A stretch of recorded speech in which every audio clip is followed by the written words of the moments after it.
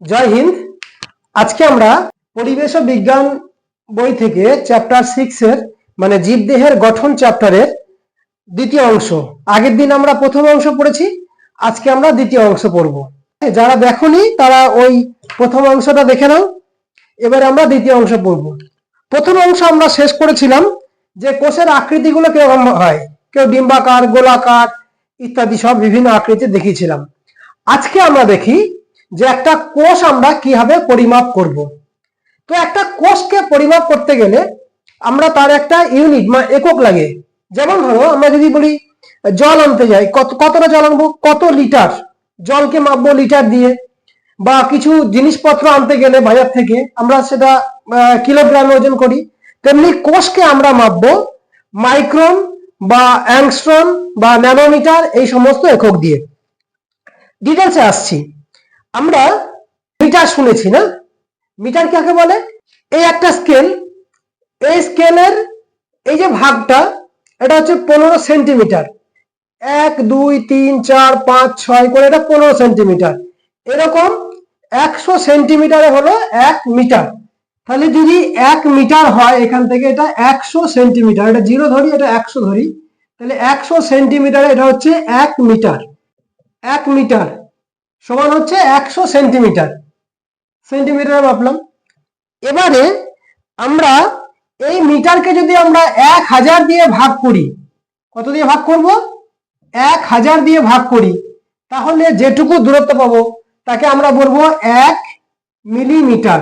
এটা আমরা আগে জেনে এসেছি যে 1000 মিলিমিটারে 1 মিটার। তার মানে এই যে স্কেলটা, এখানে আমরা 15 সেন্টিমিটার মানে এই যে দুটো দাগের মাঝখানে যে দূরত্ব তাকে আমরা বলছি 1 মিলিমিটার। তো এই 1 মিলিমিটারকে যদি আমরা আবার 1000 দিয়ে ভাগ করি, কত দিয়ে ভাগ করব? 1000 দিয়ে যদি ভাগ করি তাহলে আমরা পাবো 1 মাইক্রোমিটার। মাইক্রোমিটার, একে আমরা বলতে পারি মাইক্রন।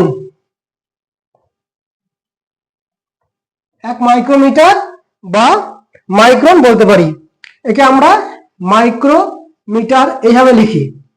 এবারে অর্থাৎ এই 1 মিলিমিটারের 1000 ভাগের 1 ভাগকে বলা হয় 1 মাইক্রন। কত সূক্ষ্ম, বুঝতে পারছো? এবারে আমরা যদি এই মাইক্রনকে যদি আমরা আবার 1000 দিয়ে ভাগ করি, কত দিয়ে ভাগ করব?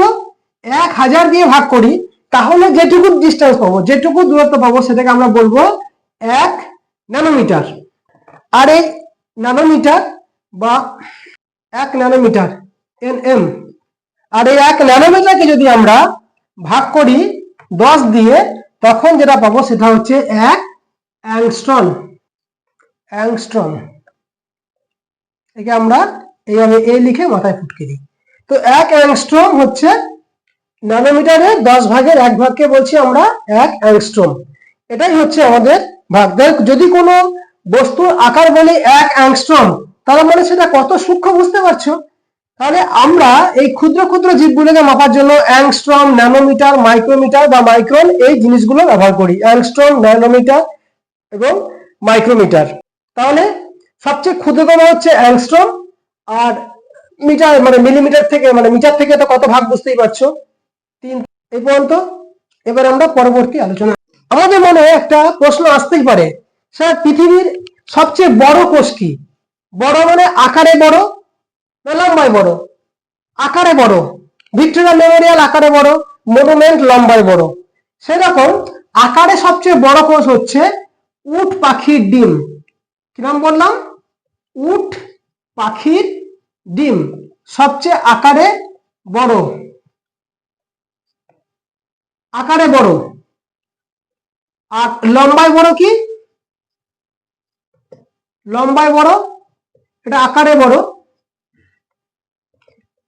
আর লম্বায় বড় হচ্ছে স্নায়ু।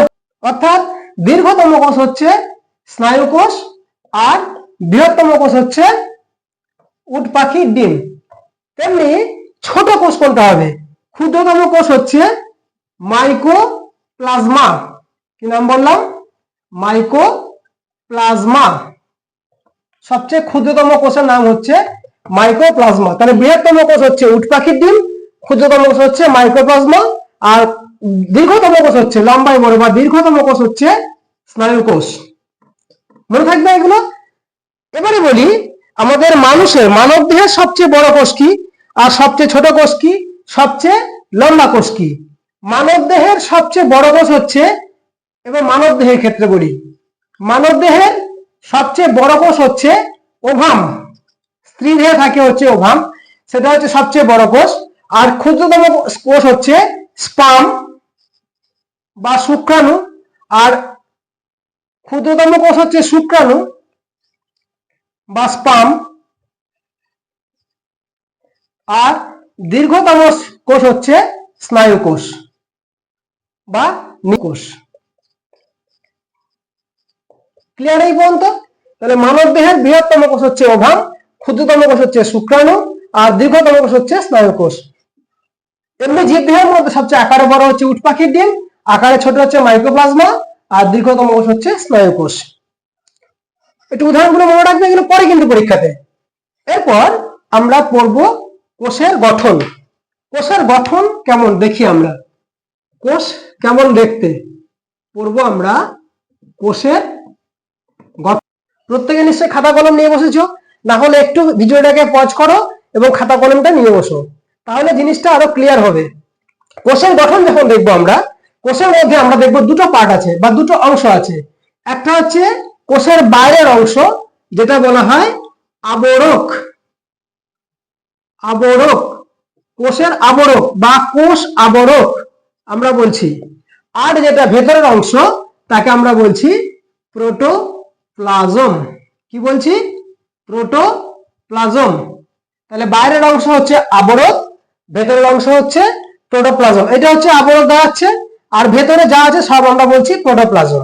এবারে যদি আমরা আবরকটাকে ভালোভাবে দেখি, দেখবো কিছু কিছু কোষের মধ্যে একটা এরকম পাতলা আবরণ আছে, এরকম পাতলা আবরণ আছে, যেটাকে আমরা বলছি কোষ পর্দা। কি বলছি? কোষ পর্দা বা প্লাজমা পর্দা বলতে পারি আমরা, বা প্লাজমা পর্দা বলতে পারি। আবার কিছু কিছু কোষে দেখব এই প্লাজমা পর্দার বাইরের দিকে আর একটা এরকম, এই প্রসঙ্গে কথা বলি, এই প্লাজমা পর্দা হচ্ছে সজীব। আবার কিছু কিছু কোষে দেখবো এই প্লাজমা পর্দার বাইরে এরকম একটা আবরণ থাকে, যে আবরণটা নির্জীব প্রকৃতির হয়। কিরকম হয়? নির্জীব বা জড় প্রকৃতির। একে আমরা বলবো কোষ প্রাচীর। কি বলবো? কোষ প্রাচীর। আমাদের বাড়ি বাড়ি যেমন প্রাচীর থাকে, তেমনি কিছু কিছু কোষ আছে যাদের কোষের বাইরে এরকম একটা মানে পুরু নির্জীব আবরণ থাকে, এটা নির্জীব বা জড়, এতে আমরা বলবো কোষ প্রাচীর। তাহলে কোষ পর্দা হচ্ছে সজীব আর কোষ প্রাচীর হচ্ছে নির্জীব। বলে দিচ্ছি এখানে, এই কোষ প্রাচীরটা প্রধানত উদ্ভিদ কোষে দেখা যায়। কোন কোষে? উদ্ভিদ কোষে কোষ প্রাচীর দেখা যায়। আর কোষ পর্দা প্রাণী কোষ, উদ্ভিদ কোষ দুই কোষে থাকতে পারে। তাহলে কোষের যে আবরণ বললাম, কোষ আবরক যেটা বললাম, এই কোষ আবরক হতে পারে আমাদের দু ধরনের। একটা যদি সজীব হয় তখন তার নাম কি বলছি আমরা? সজীবটা আমরা বলছি কোষ আবরণী বা কোষ পর্দা বা প্লাজমা পর্দা, অনেক নাম আছে। কি বলবো? কোষ পর্দা বা প্লাজমা পর্দা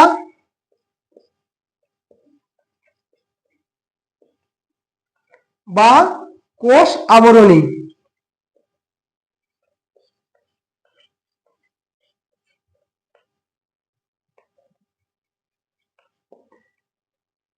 এগুলো সব তালবস্য, তালবস্য। ঠিক আছে, কোষ পর্দা বা প্লাজমা পর্দা বা কোষ আবরণী। আর যেটা থাকে বাইরে তাকে আমরা বলছি কোষ প্রাচীর।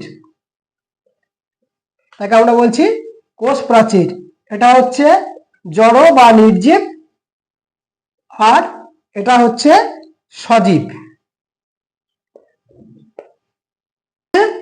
কোষ আবরক দু ধরনের হয়, একটা হচ্ছে কোষ পর্দা বা প্লাজমা পর্দা বা কোষ আবরণী, যেটা থাকে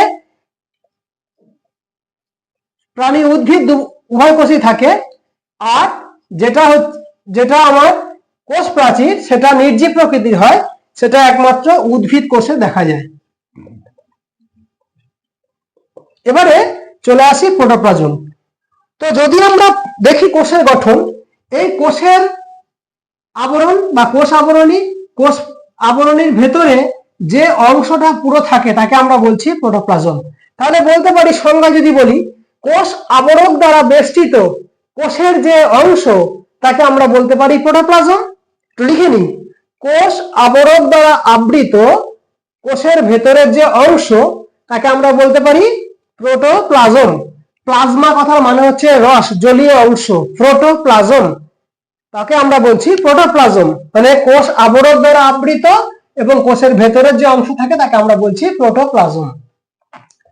যদি এবারে আমরা ভালোভাবে প্রোটোপ্লাজমকে আমরা দেখি, তাহলে দেখব প্রোটোপ্লাজমের মধ্যে একটা হচ্ছে সাইটোপ্লাজম,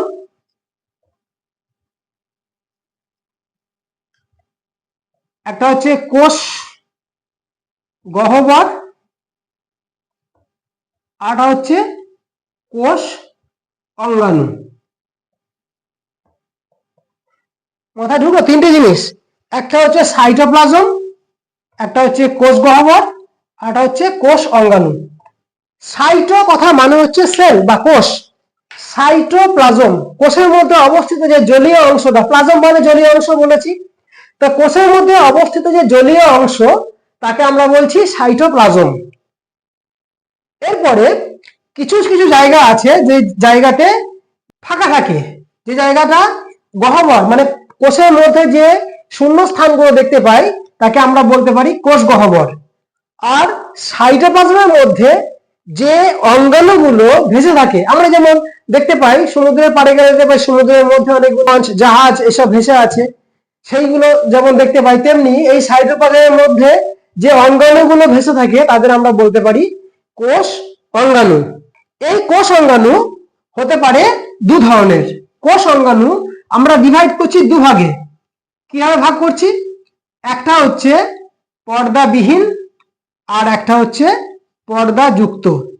কিছু কিছু কোষ অঙ্গাণু আছে যাদের বাইরে কোনো আবরণ থাকে না। কিছু কিছু কোষ অঙ্গাণু আছে যে কোষ অঙ্গাণুগুলো আবরণ দ্বারা পরিবেষ্টিত নয়, তাদেরকে আমরা বলছি পর্দাবিহীন কোষ অঙ্গাণু। আর কিছু কিছু কোষ অঙ্গাণু আছে যারা আবরণ দ্বারা আবৃত, তাদের আমরা বলছি পর্দাযুক্ত কোষ অঙ্গাণু। পর্দাবিহীন আর পর্দাযুক্ত। তাহলে আরেকবার দেখি কোষের গঠন। আমরা কোষকে ভাগ করলাম, আমি কোষগুলো তালবস্য হবে, হ্যাঁ সরি, কিছু কিছু আছে যেগুলো হচ্ছে পর্দাবিহীন আর যে কিছু কিছু কোষ অঙ্গাণু আছে যেগুলো হচ্ছে পর্দাযুক্ত। তো পর্দাবিহীন কোষ অঙ্গাণু কোনগুলো একটু মনে রাখার জন্য একটা ছোট কথা বলি। আমরা সচিন তেন্ডুলকরের নাম শুনেছি। সচিন তেন্ডুলকরের মেয়ের নাম কি? সারা। তো স দিয়ে সেন্ট্রোজোম আর র দিয়ে রাইবোজোম। স দিয়ে সেন্ট্রোজোম আর র দিয়ে রাইবোজোম। এই দুটো কোষ অঙ্গাণু হচ্ছে পর্দাবিহীন। কি কি বললাম? একটা বললাম সেন্ট্রোজোম আর একটা বললাম রাইবোজোম। তো সেন্ট্রোজোম হচ্ছে পর্দাবিহীন আর রাইবোজোম হচ্ছে পর্দাবিহীন। পর্দাবিহীন কোষ অঙ্গাণু কোনগুলো? একটা হচ্ছে সেন্ট্রোজোম, একটা হচ্ছে রাইবোজোম। এই দুটো কোষ অঙ্গাণু হচ্ছে পর্দাবিহীন। এবারে পর্দাযুক্ত কোনগুলো? তাহলে এই দুটো ছাড়া বাকি যেগুলো আছে সব হচ্ছে পর্দাযুক্ত। পর্দাযুক্ত যেগুলো আছে সেগুলো হতে পারে আবার দু রকমের। একটা হচ্ছে একটি পর্দাযুক্ত, একটা হচ্ছে দুটি পর্দাযুক্ত। তো মানে একে বলা, বিজ্ঞানের ভাষায় বলা হয় একক পর্দাযুক্ত, একক পর্দাযুক্ত, আর একটা হচ্ছে দ্বি একক পর্দাযুক্ত। আচ্ছা এইটুকু লিখে নাও, আমি এখানটা একটু মুছবো। পর্দাযুক্ত যে অঙ্গাণুগুলো আছে তাকে আমরা ভাগ করলাম দুই রকম ভাবে, একটা হচ্ছে একক পর্দাযুক্ত আর একটা হচ্ছে দ্বি-একক পর্দাযুক্ত। এখানে একটা নতুন শব্দ পেলাম, সেটা হচ্ছে একক পর্দা। কাকে বলা হয় একক পর্দা? আমরা একটু দেখে নিই। এখানে আমরা পর্দা দেখেছি, জানলা দরজা আমরা পর্দা লাগাই, কিন্তু এখানে পর্দাটা কেমন, যে কোষের বাইরে যে পর্দা থাকে বা কোষ অঙ্গাণুর বাইরে যে পর্দা থাকে সেই পর্দাগুলোর মধ্যে আমরা একটা কথা পেলাম, সেটা হচ্ছে একক পর্দা। এই পর্দাটা তিনটে এরকম লেয়ার যুক্ত, তিনটে স্তর যুক্ত, যার বাইরের স্তরটা হচ্ছে প্রোটিন স্তর, মাঝখানের স্তরটা হচ্ছে লিপিডের স্তর, আর ভেতরের স্তরটা হচ্ছে প্রোটিনের স্তর। এই প্রোটিন, লিপিড আর প্রোটিন দ্বারা গঠিত পর্দাকেই বলা হয় একক পর্দা। কাকে বলা হয় একক পর্দা? না, প্রোটিন, লিপিড এবং প্রোটিন দ্বারা গঠিত পর্দাকেই বলা হয়। এই পর্দাটা যদি কেউ ভালো করে দেখি আমরা দেখবো এর মধ্যে তিনটে স্তর আছে, একটা প্রোটিনের স্তর, একটা লিপিডের স্তর আর একটা প্রোটিনের স্তর। তাহলে প্রোটিন, লিপিড এবং প্রোটিন দ্বারা গঠিত পর্দাকে আমরা বলতে পারি একক পর্দা। তো একক পর্দা একটাই পর্দা, কিন্তু ওর তিনটে স্তর দ্বারা গঠিত। তাহলে একক পর্দাযুক্ত কিছু অঙ্গাণু আছে, আর দ্বি-একক পর্দাযুক্ত, মানে দ্বি-একক মানে কি, এই একটা একক পর্দা, তার বাইরে আর একটা একক পর্দা, এরকম দ্বি-একক পর্দা, মানে দুটি একক পর্দা দ্বারা গঠিত কিছু অঙ্গাণু আছে। তো একক পর্দাযুক্ত অঙ্গাণুগুলোর মধ্যে কে কে আছে? তিনটে লিখে নেবে। এন্ডোপ্লাজমিক রেটিকিউলাম, আমি সংক্ষেপে লিখছি ER, এন্ডোপ্লাজমিক রেটিকিউলাম। আটা হচ্ছে Golgi body, endoplasmic reticulum, Golgi body আর লাইসোজোম। এই তিনটে হচ্ছে একক পর্দাযুক্ত, এই তিনটে হচ্ছে একক পর্দাযুক্ত। তো ওখানে আমরা পেলাম পর্দাবিহীন হচ্ছে সেন্ট্রোজোম আর রাইবোজোম, একক পর্দাযুক্ত হচ্ছে এন্ডোপ্লাজমিক রেটিকিউলাম, গলগি বডি আর লাইসোজোম। আর দ্বি-একক পর্দাযুক্ত কোনগুলো পাবো? দ্বি-একক পর্দাযুক্তের মধ্যে একটা হবে নিউক্লিয়াস, একটা হবে মাইটোকন্ড্রিয়া আর একটা হবে প্লাস্টিড। একটু লিখে নাও, এটা হয়ে গেলে আমি এটাকে মুছবো, একটু পজ করে লিখে নাও। আমি আরেকবার আলোচনা করে দিচ্ছি। কোষ যখন দেখলাম আমরা, কোষের মধ্যে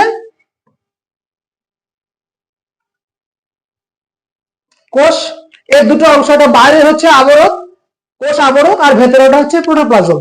কোষ আবরকের মধ্যে যেটা সজীব তাকে আমরা বলছি কোষ পর্দা বা প্লাজমা পর্দা বা কোষ আবরণী। এর তিনটে নাম আছে।